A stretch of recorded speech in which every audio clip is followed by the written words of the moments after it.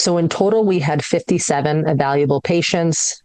54 or 95% were able to have successful assay generation, 40 in an adjuvant cohort and 14 in a perioperative cohort.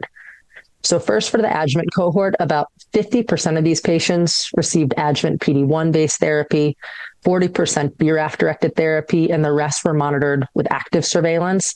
And this really included the range of stages that you and I all see in our clinics, predominantly stage 3B and C patients.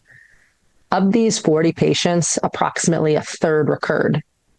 Of these, which was a total of 13 recurrences, 10 were found to be ctDNA positive either before, at the time, or after their confirmed recurrence based on imaging, and 3 remained ctDNA negative despite a biopsy-confirmed recurrence. I think it's also important to note that 3 patients developed positive ctDNA during their surveillance time without a biopsy-confirmed recurrence.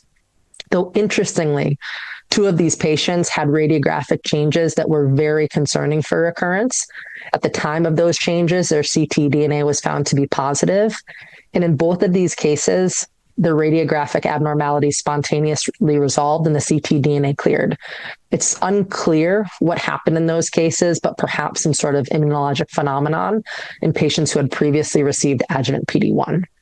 So when we look at the sum of this data, the assay demonstrated a sensitivity of 77% and 89% specificity.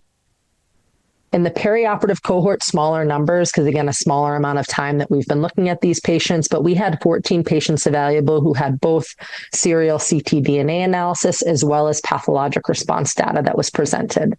7 received neoadjuvant ipilimumab nivolumab, 7 received neoadjuvant or perioperative pembrolizumab. Approximately 80% of patients were ctDNA positive at the time of cycle 1.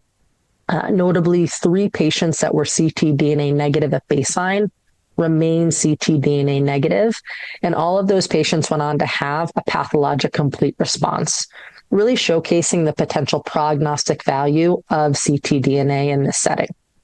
Of the positive patients at baseline, we found that ctDNA did appear to correlate for the majority with pathologic response, with all patients who experienced a major pathologic response experienced either clearance or a significant decline in ctDNA levels. Conversely, for patients who were non-responders, they uniformly were found to have their ctDNA rise preoperatively. So in total, this really shed light on the potential adjunctive role of ctDNA in monitoring a perioperative cohort, and in the adjuvant space, also helping us demonstrate the utility of surveillance post-operatively.